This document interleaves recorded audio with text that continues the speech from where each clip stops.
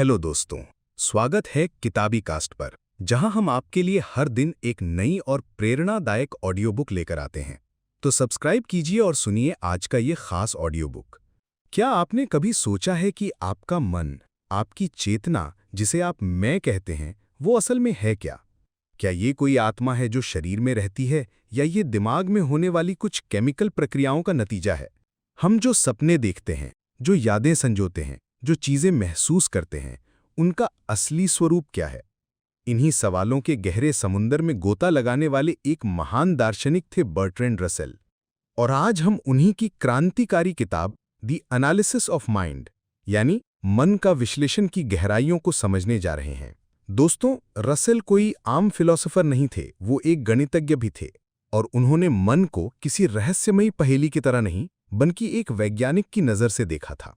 उन्होंने वो सारे पर्दे हटाने की कोशिश की जो हमने मन और पदार्थ, यानी माइंड और मैटर के बीच खींच रखे हैं। दोस्तों, ये ऑडियो बुक काफ़ी लंबी और गहरी होने वाली है, तो मेरा सुझाव है कि आप इस वीडियो को कहीं शेयर करके सेव कर लें या फिर लाइक कर दें, ताकि ये आपकी लाइब्रेरी में रहे और आप इसे अपनी सहूलियत के हिसाब से छोटे छोटे ब्रेक्स लेकर आराम से सुन सकें। ये कोई कहानी नहीं, बल्कि एक वैचारिक यात्रा है जो शायद आपके सोचने का तरीका हमेशा के लिए बदल दे। तो चलिए अपनी कुर्सी की पेटी कस लीजिए, क्योंकि हम मन की उस दुनिया में उतरने वाले हैं जहां विज्ञान और दर्शन एक हो जाते हैं। चलिए शुरू करते हैं बर्ट्रैंड रसेल के साथ मन के इस अद्भुत विश्लेषण को। अध्याय नंबर 1, क्या चेतना सच में मौजूद है? आप अभी ये ऑडियो बुक सुन रहे हैं। आपको पता है कि आप सुन रहे हैं, आपको मेरी आवाज़ सुनाई दे रही है। शायद आप किसी कुर्सी पर बैठे हैं और आपके आसपास का माहौल भी आपको महसूस हो रहा है। इसी एहसास को, इसी जागरूकता को हम आम भाषा में चेतना या कॉन्शियसनेस कहते हैं। सदियों से दार्शनिक और आध्यात्मिक गुरु हमें बताते आए हैं कि चेतना हमारे अस्तित्व का केंद्र है। ये वो आत्मा है जो शरीर से अलग है, ये वो दिव्य ज्योति है जो हमारे अंदर जलती है।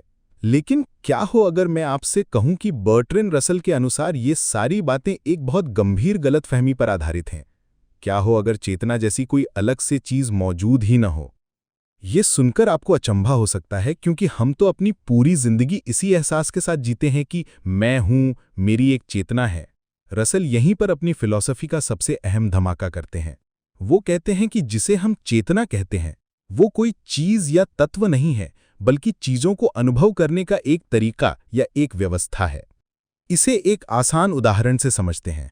मान लीजिए आप एक लाइब्रेरी में जाते हैं। वहां हजारों किताबें हैं। एक तरफ विज्ञान की किताबें हैं, एक तरफ इतिहास की, एक तरफ कहानियों की। अब आप लाइब्रेरियन से पूछते हैं कि इन सब किताबों के अलावा लाइब्रेरी कहाँ है? वो हंसेगा, क्योंकि लाइब्रेरी कोई अलग से किताब नहीं है, बल्कि उन सभी किताबों का व्यवस्थित संग्रह ही लाइब्रेरी है। ठीक इसी तरह रसेल कहते हैं कि हमारा मन सेंसेशंस यानी संवेदनाओं और इमेजेस यानी छवियों से भरा है। जब आप एक सेब देखते हैं तो आपको लाल रंग की संवेदना होती है, गोल आकार की संवेदना होती है, उसे छूने पर चिकनेपन की संवेदना होती है और उसे खाने पर मीठे स्वाद की संवेदना होती है। रसेल के अनुसार चेतना कोई अलग से दिव्य शक्ति नहीं है जो इन सब संवेदनाओं को देख रही है, बल्कि इन सभी संवेदनाओं का एक साथ एक जगह पर इकट्ठा हो जाना ही आपके सेब के प्रति चेतना है। मन कोई बक्सा नहीं है जिसमें संवेदनाएं रखी जाती हैं, बल्कि मन खुद उन संवेदनाओं का प्रवाह है। ये विचार हमारे पारंपरिक सोच पर गंभीर प्रहार करता है। हम हमेशा सोचते हैं कि एक देखने वाला है और एक देखी जाने वाली चीज है, एक अनुभव करने वाला है और एक अनुभव है। रसेल इस विभाजन को ही समाप्त कर देते हैं। वो कहते हैं कि अनुभव करने वाला और अनुभव अलग अलग नहीं है। जब आपको दर्द होता है तो कोई आप नहीं होते जो दर्द को महसूस कर रहे हैं, बल्कि वो दर्द की संवेदना ही उस क्षण के लिए आपका अस्तित्व बन जाती है। ये सोचना कुछ मुश्किल है, क्योंकि हमारी भाषा ही मैं, मेरा, मुझे जैसे शब्दों पर बनी है। लेकिन रसेल हमें भाषा के इस जाल से बाहर निकलकर सोचने को कहते हैं। वो कहते हैं कि ये मानना कि एक स्थायी मैं या आत्मा है जो सारे अनुभवों को इकट्ठा करती है, ये एक भ्रम है। असल में हमारा तथाकथित मैं हर पल बदल रहा है। ये संवेदनाओं, यादों, विचारों और भावनाओं का एक लगातार बहता हुआ दरिया है। जिस तरह नदी में पानी की कोई भी बूंद स्थायी नहीं होती, हर पल नया पानी आता रहता है, उसी तरह हमारे मन में भी संवेदनाओं और विचारों का प्रवाह लगातार बदलता रहता है, और इसी बदलते प्रवाह को हम गलती से एक स्थायी मैं समझ बैठते हैं। तो फिर सवाल उठता है कि एक इंसान के अनुभव और एक कैमरे द्वारा ली गई तस्वीर में क्या फर्क है? कैमरा भी तो सेब की तस्वीर ले सकता है, उसमें भी तो रंग और आकार कैद हो जाते हैं। यहाँ रसेल एक बहुत महत्वपूर्ण बात बताते हैं। वो कहते हैं कि इंसान के मन में संवेदनाओं के साथ साथ यादें, भावनाएं और अपेक्षाएं भी लिंक्ड होती हैं। जब आप सेब देखते हैं तो आपको सिर्फ लाल रंग नहीं दिखता, बल्कि आपको अपने बचपन में सेब के बाग में घूमने की याद आ सकती है। आपको सेब के मीठे स्वाद की अपेक्षा होती है, और हो सकता है आपको अपनी माँ की याद आए जो आपको सेब खिलाती थी। ये जो संवेदनाओं का बाकी अनुभवों के साथ लिंक होना है, यही इंसान के मन को एक मशीन से अलग बनाता है। तो चेतना कोई रहस्यमयी चीज नहीं, बल्कि हमारे अनुभवों का एक जटिल जाल है जिसमें संवेदनाएं, यादें, भावनाएं और विचार एक दूसरे से गुथे हुए हैं। ये कोई राजा नहीं है जो अपनी प्रजा पर शासन करता है, बल्कि ये खुद प्रजा का संगठित रूप है। इस नज़र से देखें तो मैं कौन हूं, इस सवाल का जवाब भी बदल जाता है। आप कोई एक स्थायी चीज नहीं है, बल्कि आप अनुभवों का एक निरंतर विकसित होता हुआ संग्रह है।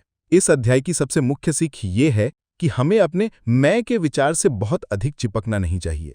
जब हम ये समझ जाते हैं कि हमारी चेतना कोई अलग से चीज नहीं, बल्कि अनुभवों का एक प्रवाह मात्र है, तो हम अपने विचारों और भावनाओं को कम गंभीरता से लेना सीखते हैं। हम उन्हें बस मन के आकाश में आते जाते बादलों की तरह देख सकते हैं।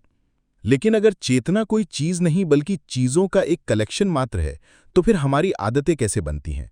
वो कौन सी ताकत है जो हमें रोज सुबह बिना सोचे समझे ब्रश करने पर या फोन उठाने पर मजबूर कर देती है?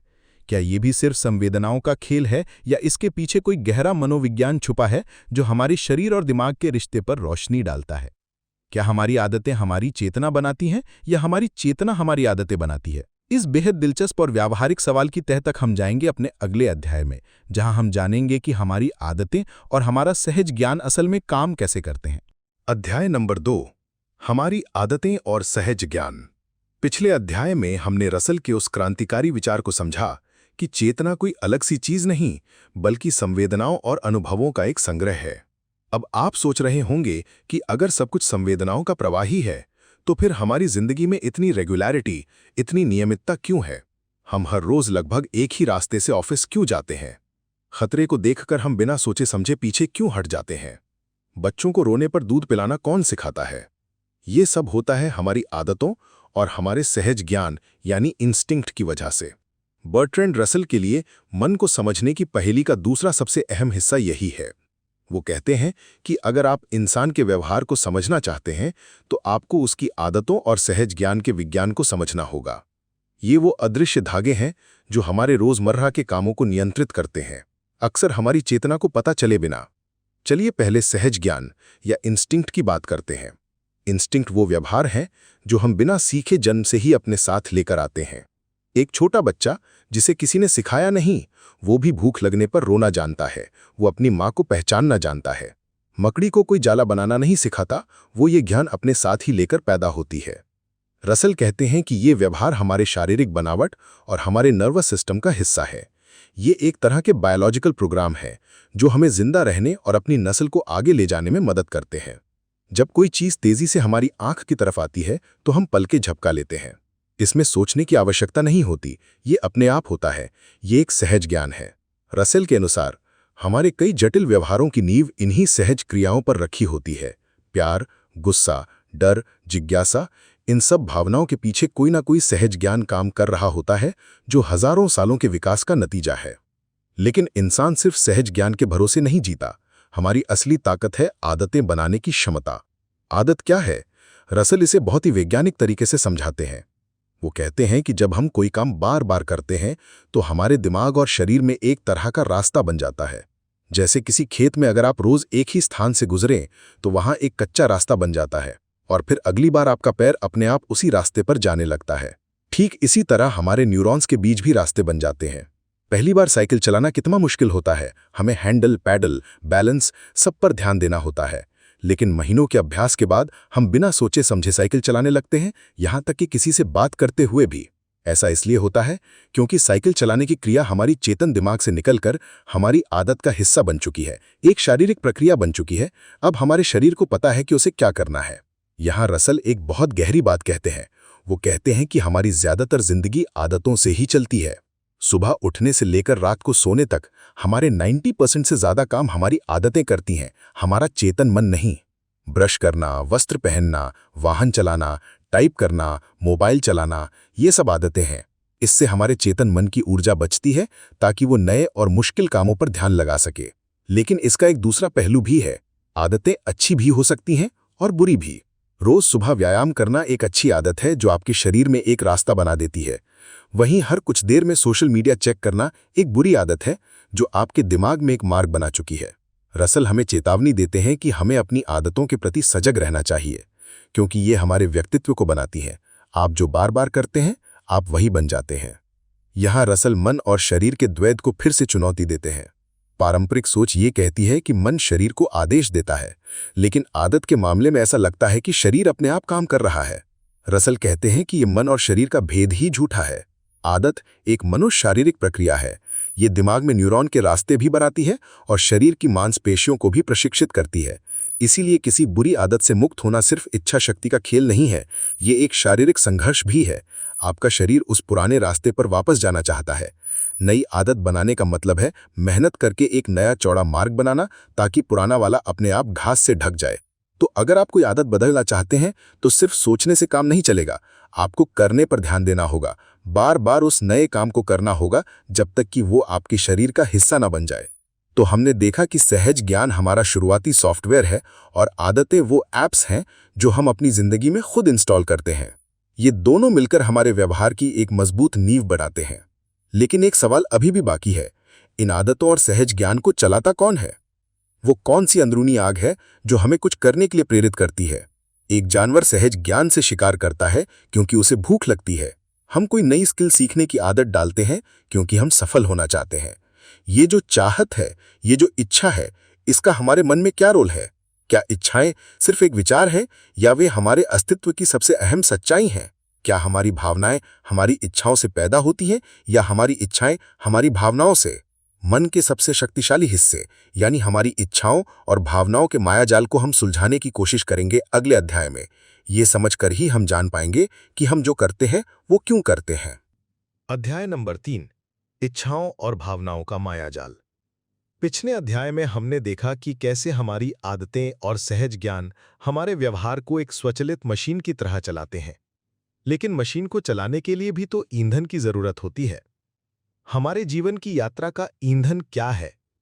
बर्ट्रैंड रसल के अनुसार वो ईंधन है इच्छा यानी डिजायर। ये एक ऐसा शब्द है जिसे हम रोज इस्तेमाल करते हैं, लेकिन इसके असली मतलब को शायद ही समझते हैं। रसल कहते हैं कि अगर आप किसी भी जीवित प्राणी के व्यवहार को समझना चाहते हैं तो आपको उसकी इच्छाओं को समझना होगा। इच्छा ही वो शक्ति है जो हमें बेचैन करती है, हमें काम करने पर मजबूर करती है और जब तक वो पूरी नहीं हो जाती, हमें शांत नहीं होने देती। ये हमारे अस्तित्व का सबसे केंद्रीय और सबसे शक्तिशाली तत्व है। रसल इच्छा को बहुत ही अनोखे तरीके से परिभाषित करते हैं। आमतौर पर हम सोचते हैं कि इच्छा का मतलब है किसी चीज के बारे में सोचना जो हमारे पास नहीं है। जैसे मुझे एक नया वाहन चाहिए, तो मेरे मन में वाहन की एक छवि है और उसे पाने की चाहत है। रसल कहते हैं ये तो इच्छा का बहुत सती रूप है। असली इच्छा अक्सर अचेतन होती है, हमें पता भी नहीं होता कि हम क्या चाहते हैं। एक बेचैन इंसान कमरे में इधर उधर घूम रहा है, उसे खुद नहीं पता कि उसे क्या चाहिए। वो कभी पानी पीता है, कभी झरोखे से बाहर देखता है, लेकिन उसकी बेचैनी खत्म नहीं होती। रसल के अनुसार इस बेचैनी के पीछे एक अपूर्ण इच्छा है। व्यवहार का वो चक्र जो किसी खास नतीजे पर पहुंचकर एक तरह की शांति या संतुष्टि लाता है, उसी को इच्छा कहते हैं। जब तक वो नतीजा नहीं मिलता, व्यवहार चलता रहता है। जैसे एक भूखा जानवर भोजन की तलाश में भटकता रहता है। उसका ये भटकना तब तक खत्म नहीं होता जब तक उसे भोजन नहीं मिल जाता। भोजन पाना ही उसकी इच्छा का उद्देश्य है, भले ही उसे भोजन शब्द का मतलब न पता हो। अब आते हैं भावनाओं पर। हमारी भावनाएं जैसे खुशी, दुख, गुस्सा, डर, ये कहां से आती हैं? रसल का मानना है कि हमारी ज्यादातर भावनाएं हमारी इच्छाओं से संबंधित हैं। जब हमारी कोई इच्छा पूरी होने की संभावना होती है तो हमें खुशी या उत्साह महसूस होता है। जब हमारी कोई इच्छा पूरी हो जाती है तो हमें संतुष्टि मिलती है। और जब हमारी कोई इच्छा पूरी होने में बाधा आती है या वो अधूरी रह जाती है तो हमें दुख, गुस्सा या निराशा महसूस होती है। इसे ऐसे समझिए, मान लीजिए आपकी इच्छा है कि आप परीक्षा में टॉप करें। जब आप अच्छा अध्ययन कर रहे होते हैं तो आप उम्मीद और आत्मविश्वास महसूस करते हैं। जिस दिन रिजल्ट आता है और आप सच में टॉप कर जाते हैं तो आपको अपार खुशी और संतुष्टि मिलती है। लेकिन अगर आपका कोई दोस्त आपको धोखा दे दे और आपके नोट्स चुरा ले तो आपको गुस्सा आता है। क्योंकि वो आपकी इच्छा के रास्ते में बाधा बन गया। और अगर आप फेल हो जाते हैं तो आपको गहरा दुख और निराशा होती है। तो आप देख सकते हैं कि एक ही इच्छा से कितनी अलग-अलग भावनाएं संबंधित हैं। रसल यहाँ एक और दिलचस्प बात बताते हैं। वो कहते हैं कि हम अक्सर अपनी भावनाओं को तो पहचान लेते हैं, लेकिन उनके पीछे छिपी असली इच्छा को नहीं पहचान पाते। एक इंसान जो हर छोटी-छोटी बात पर गुस्सा करता है, हो सकता है उसकी असली इच्छा सम्मान पाने की हो, और जब उसे लगता है कि उसका अपमान हो रहा है, तो वो गुस्से के रूप में व्यक्त होता है। एक इंसान जो हमेशा दुखी और उदास रहता है, हो सकता है उसकी गहरी इच्छा प्रेम या अपनेपन की हो, जो पूरी नहीं हो पा रही है। इसलिए अपनी भावनाओं को समझना जरूरी है, लेकिन उससे भी ज्यादा जरूरी है उन भावनाओं के स्रोत यानी अपनी गहरी इच्छाओं को समझना। जब आप अपनी असली इच्छा को पहचान लेते हैं, तभी आप उसे पूरा करने का सही रास्ता खोज सकते हैं या ये तय कर सकते हैं कि वो इच्छा पूरी करने लायक है भी या नहीं। ये विचार हमारे व्यक्तिगत विकास के लिए बहुत महत्वपूर्ण है।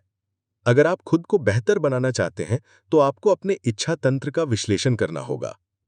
आप खुद से पूछिए कि मेरी सबसे गहरी इच्छाएं क्या हैं? क्या मैं सच में वही चाहता हूं जो मैं कहता हूं कि मैं चाहता हूं? या मेरी इच्छाएं समाज, परिवार या दोस्तों द्वारा मुझ पर थोपी गई हैं? रसल हमें एक तरह का मनोवैज्ञानिक जासूस बनने के लिए कहते हैं, जो अपने ही व्यवहार के सुरागों से अपनी असली इच्छाओं का पता लगाए। आपका व्यवहार आपकी इच्छाओं का सबसे अहम सबूत है। आप अपना समय और ऊर्जा जिन चीजों पर खर्च करते हैं, वही आपकी वास्तविक इच्छाओं को दर्शाते हैं, चाहे आप चेतन रूप से कुछ भी मानते हों। और जब आप अपनी सच्ची इच्छाओं के तालमेल बिठाकर काम करते हैं, तभी आपको जीवन में सच्ची संतुष्टि और प्रवाह का अनुभव होता है। लेकिन हमारी इच्छाएं सिर्फ हमारे वर्तमान से नहीं बनती, वे हमारे अतीत के अनुभवों से, हमारी यादों से भी गहरी संबंधित हैं। हमारा अतीत कैसे हमारे आज के व्यवहार, हमारी आज की इच्छाओं और भावनाओं को प्रभावित करता है। हमारी यादें क्या हैं? क्या वे दिमाग में रखी कोई वीडियो फाइल है या कुछ और? मन के इस टाइम मशीन यानी स्मृति और अतीत के प्रभाव के रहस्य को हम खोलेंगे अगले अध्याय में। ये समझना हमें बताएगा कि हम क्यों कुछ चीजों को कभी नहीं भूलते और क्यों हमारा अतीत कभी हमारा पीछा नहीं त्यागता। अध्याय नंबर 4, हमारा अतीत हमारा आज। हमने अब तक मन के 3 मुख्य स्तंभों को समझा, चेतना, आदतें और इच्छाएं। लेकिन इन सबको लिंक करने वाला एक अदृश्य धागा है, और वो है हमारा अतीत। बर्ट्रैंड रसल का मानना था कि किसी भी जीवित प्राणी को, खासकर इंसान को, सिर्फ उसके वर्तमान में रहकर नहीं समझा जा सकता। हमारा हर पल, हर विचार, हर भावना हमारे अतीत के अनुभवों की स्याही से लिखी होती है। हमारा आज हमारे कल का नतीजा है। इस अध्याय में हम इसी रहस्यमयी शक्ति यानी हमारे अतीत के प्रभाव और स्मृति की प्रकृति को समझने की कोशिश करेंगे। रसल के लिए ये समझना कि अतीत हमारे वर्तमान को कैसे आकार देता है, मन के विश्लेषण की सबसे महत्वपूर्ण कड़ियों में से एक है।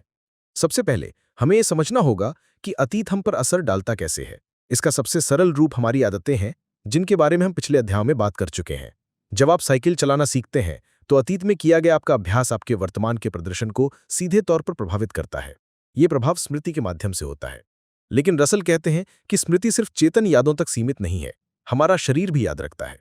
एक डांसर का शरीर मुश्किल मूव्स को याद रखता है। एक सैनिक का शरीर खतरे की आवाज पर तुरंत प्रतिक्रिया देना याद रखता है। ये शारीरिक स्मृति है जो हमारे नर्वस सिस्टम में अंकित हो जाती है। रसल इसे नीमिक कॉजेशन कहते हैं, एक ऐसी कार्य कारण श्रृंखला जहां अतीत की कोई घटना बिना किसी मध्यस्थ के सीधे वर्तमान की घटना को प्रभावित करती है।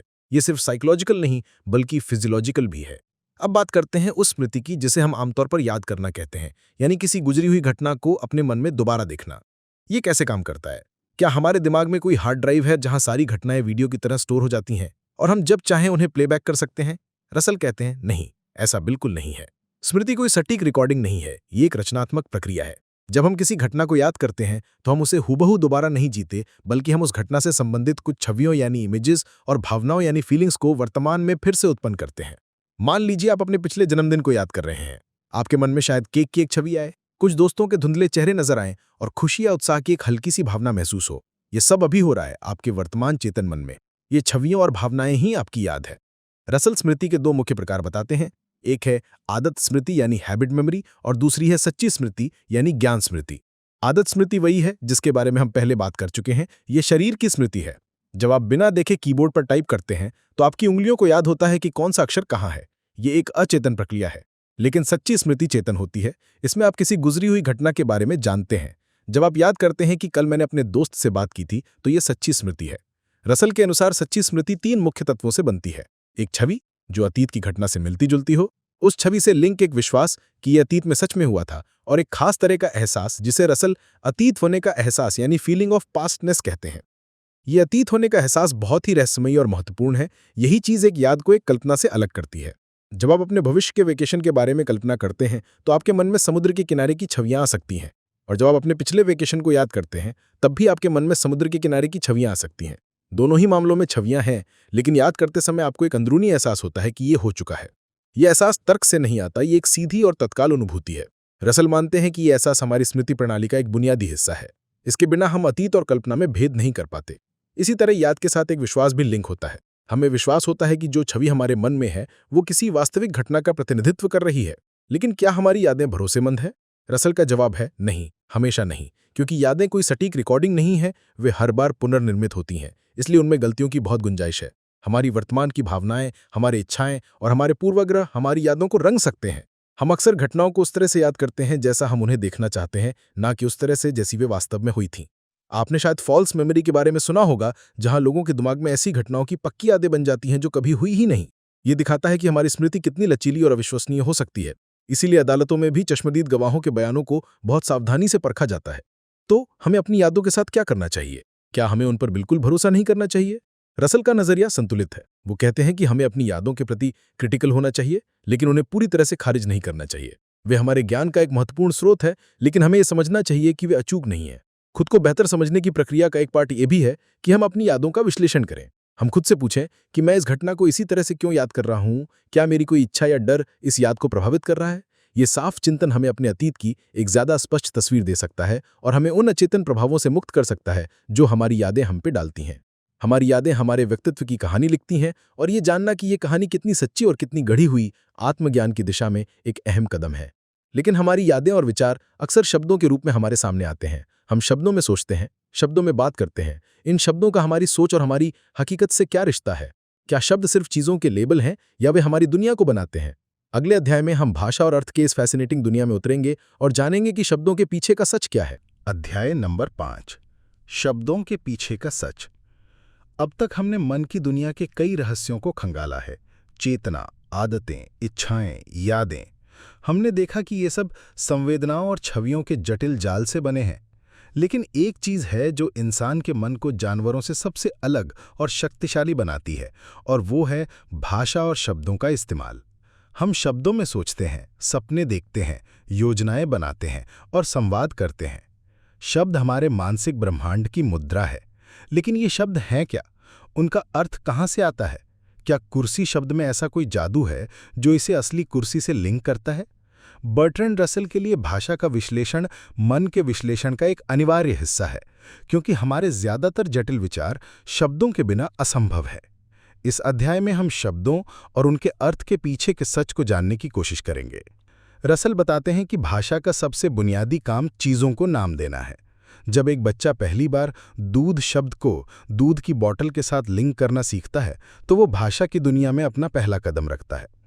यहाँ दूध शब्द उस संवेदना और अनुभव का प्रतीक बन जाता है जो उसे दूध पीते समय होता है। रसल के अनुसार शब्दों का अर्थ दो तरह से बनता है।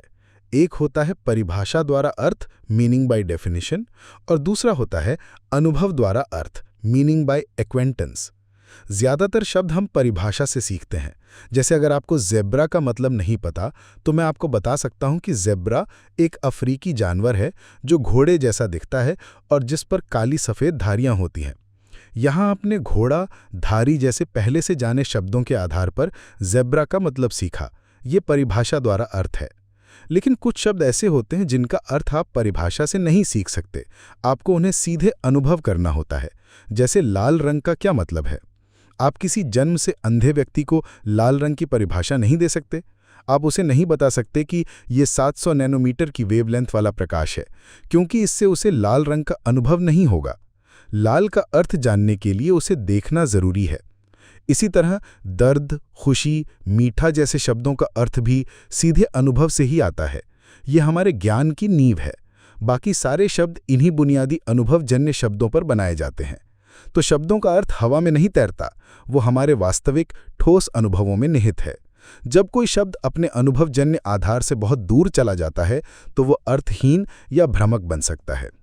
रसल भाषा के एक और महत्वपूर्ण पहलू पर ध्यान खींचते हैं, शब्दों का भावनात्मक प्रभाव। शब्द सिर्फ जानकारी नहीं देते, वे भावनाएं भी पैदा करते हैं। शब्द घर को सुनिए, ये सिर्फ 4 दीवारों वाली एक इमारत का नाम नहीं है, इसके साथ सुरक्षा, परिवार, आराम जैसी कितनी ही भावनाएं और यादें लिंक्ड है। अब मकान शब्द को सुनिए, ये ज़्यादा ठंडा और तटस्थ लगता है। राजनेता और विज्ञापनदाता शब्दों की इस भावनात्मक शक्ति का भरपूर इस्तेमाल करते हैं। वे आज़ादी, न्याय, सुरक्षा जैसे शब्दों का इस्तेमाल करते हैं ताकि हमारे अंदर सकारात्मक भावनाएं पैदा हों, भले ही उनकी नीतियों का इन शब्दों के असल मतलब से कोई लेना देना ना हो। रसल हमें चेतावनी देते हैं कि हमें शब्दों के इस भावनात्मक जादू के प्रति सावधान रहना चाहिए। हमें हमेशा पूछना चाहिए कि इस शब्द के पीछे का ठोस अनुभवजन्य अर्थ क्या है। यह हमें प्रोपेगेंडा और हेरफेर से बचाता है। भाषा का सबसे महत्वपूर्ण काम अमूर्त विचारों, एब्स्ट्रैक्ट आइडियाज़ को संभव बनाना है। हम प्रेम, लोकतंत्र, गणित जैसी चीज़ों के बारे में सोच सकते हैं क्योंकि हमारे पास उनके लिए शब्द है। शब्द हमें अलग अलग अनुभवों को एक श्रेणी में रखने में मदद करते हैं। हम कई तरह के 4 पैरों वाले फर्नीचर को कुर्सी कह सकते हैं। ये सामान्यीकरण करने की क्षमता हमारी सोच का आधार है। इसके बिना विज्ञान, दर्शन या कोई भी जटिल ज्ञान संभव नहीं होता। लेकिन यहाँ भी एक खतरा है। कभी कभी हम ये भूल जाते हैं कि शब्द सिर्फ लेबल हैं और हम उन्हें असली चीज़ समझने लगते हैं। हम न्याय या सुंदरता के बारे में ऐसे बात करते हैं जैसे वे आसमान में तैरती कोई ठोस चीज़ें हों। रसल हमें ये याद दिलाते हैं कि ये शब्द असल में बहुत सारे अलग अलग ठोस अनुभवों का एक शॉर्टकट नाम है। न्याय का असली मतलब किसी ठोस मामले में हुआ निष्पक्ष फैसला है, न कि कोई अमूर्त सिद्धांत। तो शब्द हमारे मन के औजार हैं। वे हमें सोचने, संवाद करने और दुनिया को समझने में मदद करते हैं। लेकिन हर औजार की तरह उनका इस्तेमाल सावधानी से किया जाना चाहिए। हमें यह समझना होगा कि शब्दों का अर्थ उनके अनुभवजन्य आधार में होता है। वे भावनात्मक रूप से आवेशित हो सकते हैं और हमें उन्हें असली चीज़ समझने की गलती नहीं करनी चाहिए। जब हम भाषा के इस जाल को समझ जाते हैं तो हम ज़्यादा स्पष्ट रूप से सोच पाते हैं, हम दूसरों की बातों को बेहतर ढंग से समझ पाते हैं और अपने विचारों को ज़्यादा प्रभावी ढंग से व्यक्त कर पाते हैं। लेकिन हमारे शब्द अक्सर हमारे विश्वासों को व्यक्त करते हैं। हम कहते हैं मेरा मानना है कि, या मुझे विश्वास है कि। ये विश्वास, बिलीफ क्या है? ये हमारे मन की सबसे रहस्यमयी और शक्तिशाली स्थितियों में से एक है।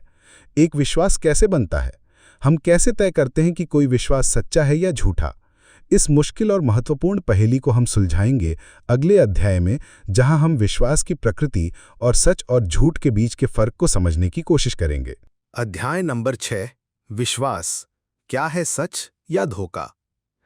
हमारी यात्रा अब मन के उस क्षेत्र में पहुंच गई है जो हमारे सारे कर्मों और निर्णयों को दिशा देता है। ये क्षेत्र है विश्वास, बिलीफ का।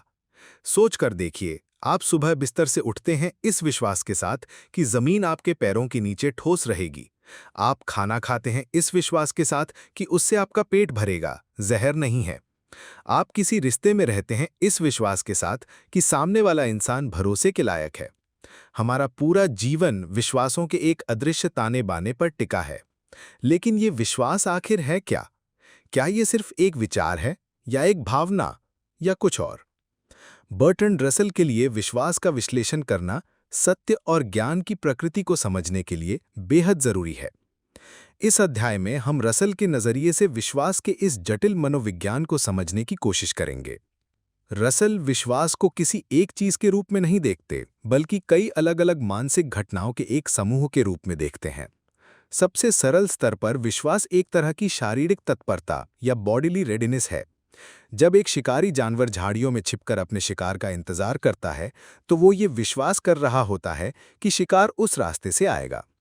ये विश्वास उसके विचारों में नहीं, बल्कि उसकी तनी हुई मांसपेशियों में, उसकी एकाग्रता में और हमला करने के लिए उसकी शारीरिक तैयारी में झलकता है। इसी तरह जब आप दरवाजे की तरफ आगे जाते हैं, तो आप ये विश्वास कर रहे होते हैं कि दरवाजे का हैंडल घुमाने से वो खुल जाएगा। ये विश्वास आपके शरीर की हरकतों में शामिल है, आपको इसके बारे में सोचना नहीं होता। लेकिन इंसानों में विश्वास ज्यादा जटिल रूप ले लेता है क्योंकि हमारे पास भाषा और छवियां हैं। जब मैं कहता हूं मुझे विश्वास है कि कल बारिश होगी, तो इसका क्या मतलब है?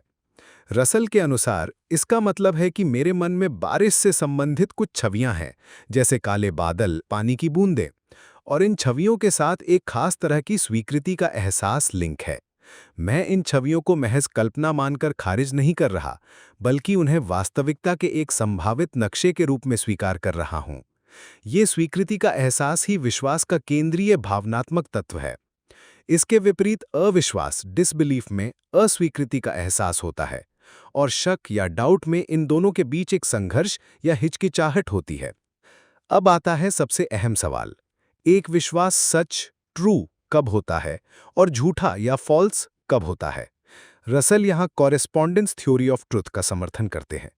इसका सीधा सा मतलब है एक विश्वास तब सच होता है जब वो किसी बाहरी तथ्य से मेल खाता है।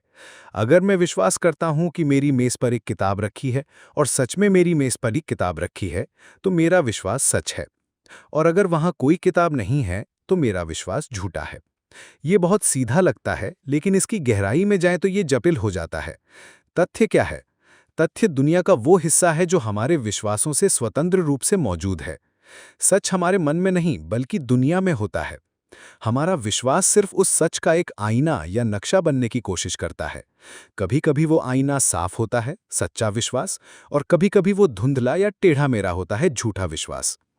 ये समझना बहुत महत्वपूर्ण है, क्योंकि ये हमें सिखाता है कि किसी विश्वास के सच होने का पैमाना ये नहीं है कि हम उसमें कितनी शिद्दत से मानते हैं या वो हमें कितना अच्छा महसूस कराता है। बहुत से लोग बहुत मजबूती से झूठी बातों में विश्वास करते हैं। किसी विश्वास के सच होने का एकमात्र पैमाना यही है कि क्या वो वास्तविकता से मेल खाता है या नहीं। इसके लिए हमें सबूतों की जरूरत होती है। हमें अपने विश्वासों को तथ्यों की कसौटी पर कसने की जरूरत होती है। यही वैज्ञानिक और तार्किक सोच का आधार है। रसल हमें एक बौद्धिक ईमानदारी अपनाने के लिए कहते हैं, अपने विश्वासों को अपनी इच्छाओं और भावनाओं से अलग करके देखना और उन्हें लगातार सबूतों की रोशनी में परखते रहना। ये मुश्किल है, क्योंकि हम सब अपने प्यारे विश्वासों से चिपके रहना चाहते हैं, लेकिन ज्ञान का रास्ता इसी मुश्किल से होकर गुजरता है। तो विश्वास एक जटिल घटना है जिसमें शारीरिक तैयारी, मानसिक छवियां और स्वीकृति या अस्वीकृति की भावनाएं शामिल होती हैं। और एक विश्वास की सच्चाई हमारे मन से नहीं, बल्कि बाहरी दुनिया के तथ्यों से तय होती है। ये हमें एक बहुत शक्तिशाली संदेश देता है। हम अपनी हकीकत खुद नहीं बना सकते, हम उसे सिर्फ समझ सकते हैं। हमें अपने विश्वासों को दुनिया के अनुरूप ढालना होता है, न कि दुनिया को अपने विश्वासों के अनुरूप देखने की कोशिश करनी होती है। लेकिन हमारे विश्वास अक्सर हमारी भावनाओं और हमारी इच्छा शक्ति से गहरे लिंक्ड होते हैं। हम वही विश्वास करना चाहते हैं जो हमारी इच्छाओं को पूरा करे। तो फिर हमारी भावनाएं और हमारी इच्छा शक्ति, हमारा विल पावर, ये कैसे काम करते हैं? क्या भावनाएं सिर्फ केमिकल रिएक्शन हैं या वो हमारे अस्तित्व का सच हैं? और क्या इच्छा शक्ति नाम की कोई असली ताकत है या ये भी एक भ्रम है? इस अंतिम और सबसे महत्वपूर्ण सवाल का जवाब हम खोजेंगे इस ऑडियो बुक के आखिरी अध्याय में, जो मन के विश्लेषण की इस पूरी यात्रा को एक निष्कर्ष पर पहुंचाएगा। अध्याय नंबर 7, भावनाओं की शक्ति और इच्छा शक्ति का खेल। दोस्तों निमंत, हम अपनी इस वैचारिक यात्रा के अंतिम चरण पर आ पहुंचे हैं। हमने चेतना की प्रकृति से शुरू करके आदतों, इच्छाओं, यादों, प्रत्यक्षण, भाषा और विश्वास की परतों को एक एक करके खोला है। अब हम मन के उन दो सबसे शक्तिशाली और अक्सर सबसे ज्यादा गलत समझे जाने वाले पहलुओं का सामना करने जा रहे हैं, भावनाएं यानी इमोशंस और इच्छा शक्ति यानी विल। ये दोनों हमारी जिंदगी को सबसे ज्यादा प्रभावित करते हैं। हमारी खुशियां, हमारे दुख, हमारी सफलताएं, हमारी विफलताएं, सब कहीं ना कहीं इनसे लिंक्ड है। बर्टन रसेल इन दोनों को भी अपनी वैज्ञानिक और विश्लेषणात्मक नज़र से देखते हैं और हमें इनके बारे में सोचने का एक नया तरीका देते हैं। चलिए पहले भावनाओं की बात करते हैं। भावनाएं क्या हैं? गुस्सा, डर, प्यार, नफरत, ये तीव्र अनुभव कहाँ से आते हैं? पारंपरिक रूप से भावनाओं को मन की एक शुद्ध अवस्था माना जाता रहा है, जिसका शरीर से कोई लेना देना नहीं। लेकिन रसल विलियम जेम्स जैसे मनोवैज्ञानिकों से सहमत होते हुए एक बिल्कुल उल्टा और क्रांतिकारी विचार प्रस्तुत करते हैं। वे कहते हैं कि भावनाएं असल में शारीरिक परिवर्तनों की अनुभूति हैं, यानी पहले शरीर में कुछ बदलाव होते हैं और जब हम उन बदलावों को महसूस करते हैं तो उसे ही हम भावना का नाम देते हैं। ये हमारी आम समझ के बिल्कुल विपरीत है। हम सोचते हैं कि हम एक भालू को देखते हैं, हमें डर लगता है और इसलिए हम भागते हैं। रसेल और जेम्स कहते हैं कि नहीं, क्रम उल्टा है। हम एक भालू को देखते हैं, हमारा शरीर तुरंत प्रतिक्रिया करता है, दिल तेजी से धड़कता है, मांसपेशियां तन जाती हैं, एड्रेनलिन दौड़ता है, और इन शारीरिक बदलावों का जो एहसास हमारे मन को होता है वही डर की भावना है। हम दुखी इसलिए नहीं रोते, बल्कि हम रोते हैं और उस रोने की शारीरिक क्रिया का एहसास ही दुख है। ये विचार पहली बार में बहुत अजीब लग सकता है, लेकिन इसके पक्ष में बहुत से सबूत हैं। सोचिए, जब आप बहुत गुस्सा होते हैं तो आपका शरीर कैसा महसूस करता है? आपकी मुट्ठियां भिंच जाती हैं, चेहरा गर्म हो जाता है, दिल जोर जोर से धड़कता है। क्या आप इन शारीरिक संवेदनाओं के बिना गुस्से की कल्पना कर सकते हैं? शायद नहीं। रसेल का मानना है कि हर भावना के साथ एक खास तरह का शारीरिक पैटर्न लिंक्ड होता है। भावनाएं हमारे मन में पैदा होने वाली कोई रहस्यमयी चीज नहीं है, बल्कि वे हमारे शरीर की प्रतिक्रियाओं का मानसिक प्रतिबिंब है।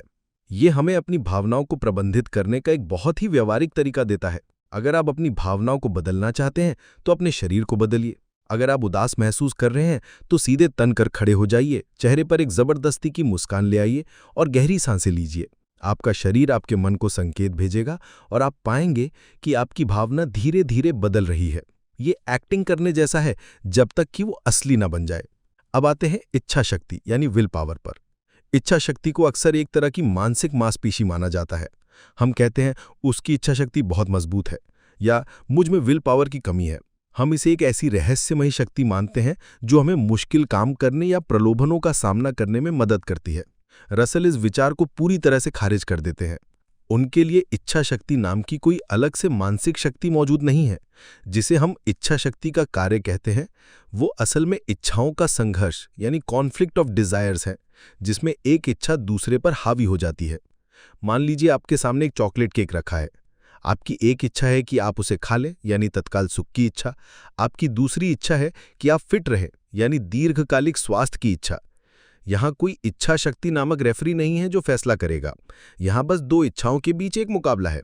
जिस इच्छा से संबंधित भावनाएं और विचार ज्यादा प्रबल होंगे, वही जीतेगी। अगर केक खाने का विचार आपके मन में ज्यादा सुखद छवियां और भावनाएं पैदा कर रहा है, तो आप केक खा लेंगे। लेकिन अगर फिट रहने का विचार आपके मन में एक स्वस्थ, ऊर्जावान शरीर की ज्यादा आकर्षक छवि और उससे जुड़े गर्व की भावना पैदा कर रहा है, तो आप केक को मना कर देंगे।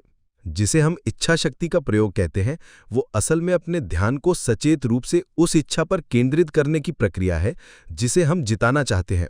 आप केक को देखने के बजाय अपनी फिटनेस के लक्ष्य के बारे में सोचते हैं। आप उस लक्ष्य से जुड़े सकारात्मक परिणामों की कल्पना करते हैं। ऐसा करके आप उस इच्छा को मजबूत बनाते हैं जब तक कि वो केक खाने की इच्छा से ज्यादा प्रबल न हो जाए। तो इच्छा शक्ति कोई मैजिक नहीं है। ये अपनी इच्छाओं को बुद्धिमानी से प्रबंधित करने की एक कला है।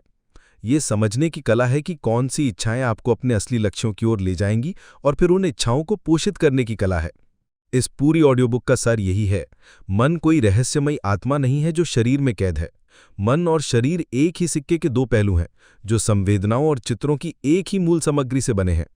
हमारी चेतना इन संवेदनाओं का एक संगठन है। हमारी आदतें हमारे शरीर और दिमाग में बने रास्ते हैं। हमारी इच्छाएं हमारे व्यवहार का ईंधन है। हमारी यादें अतीत का रचनात्मक पुनर्निर्माण है, और हमारे विश्वास दुनिया के नक्शे हैं जो सच्चे या झूठे हो सकते हैं। और हमारी भावनाएं और इच्छा शक्ति हमारे शारीरिक और मानसिक तंत्र का जटिल खेल का नतीजा है। बर्ट्रैंड रसेल हमें अपने मन का इंजीनियर बनने के लिए कहते हैं, एक ऐसा इंजीनियर जो अपनी मशीन के हर पुर्जे को समझता है और इसलिए उसे बेहतर ढंग से चला सकता है। ये ज्ञान हमें अंधविश्वासों से, भावनात्मक हेरफेर से और खुद के बारे में गलत धारणाओं से आज़ाद करता है। ये हमें एक ज्यादा तार्किक, ज्यादा स्पष्ट और ज्यादा आत्म जागरूक जीवन जीने की शक्ति देता है। दोस्तों, इस गहरे और लंबे सफर में मेरा साथ देने के लिए आपका बहुत बहुत आभार। मुझे पता है कि बर्ट्रैंड रसेल के विचार पहली बार में चुनौतीपूर्ण लग सकते हैं, क्योंकि वे हमारी कई पुरानी मान्यताओं को चुनौती देते हैं। लेकिन यही तो सच्चे ज्ञान का काम है, हमें आराम देना नहीं, बल्कि हमें सोचने पर मजबूर करना। हमने इस ऑडियो बुक में समझा कि जिसे हम मन कहते हैं, वो कोई रहस्यमयी आत्मा नहीं है, बल्कि संवेदनाओं, चित्रों, विश्वासों और इच्छाओं का एक अद्भुत और जटिल संगम है। हमने सीखा कि हमारी चेतना एक अनुभव का संग्रह है, हमारी आदतें शारीरिक रास्ते हैं, और हमारी इच्छाएं हमारे जीवन का असली ईंधन है। हमने ये भी जाना कि हमारी यादें भरोसेमंद नहीं हो सकती, और हमारे विश्वासों को हमेशा तथ्यों की कसौटी पर परखा जाना चाहिए। अंत में हमने देखा कि हमारी भावनाएं हमारे शरीर से संबंधित है, और इच्छा शक्ति इच्छाओं के संघर्ष का नाम है। अगर आपको इस ऑडियो बुक से कुछ भी नया सीखने को मिला, अगर इसने आपके मन को एक नए नजरिए से देखने पर मजबूर किया, तो प्लीज इस वीडियो को एक लाइक जरूर करें। आपके लाइक हमें हौसला देते हैं कि हम आपके लिए ऐसे ही गहरे और ज्ञानवर्धक ऑडियो बुक लाते रहें। कमेंट में हमें बताएं कि आपको सबसे ज्यादा चौंकाने वाली बात कौन सी लगी। क्या आप रसल के इस विचार से सहमत हैं कि चेतना जैसी कोई अलग चीज नहीं है, या आपको लगता है कि मन सिर्फ दिमाग की उपज से कुछ अधिक है? आपके विचार हमारे लिए बहुत महत्वपूर्ण हैं। और अगर आप ऐसे ही ज्ञानवर्धक ऑडियो बुक और सुनना चाहते हैं जो आपके सोचने के तरीके को चुनौती दे और आपको एक बेहतर इंसान बनने में मदद करे, तो किताबी कास्ट को सब्सक्राइब करना बिल्कुल ना भूलें और वो घंटी वाला आइकन भी दबा दें ताकि हमारी कोई भी ऑडियो बुक आपसे मिस ना हो। मैं मिलता हूं आपसे अगली ऑडियो बुक में। तब तक सोचते रहिए, सीखते रहिए। धन्यवाद।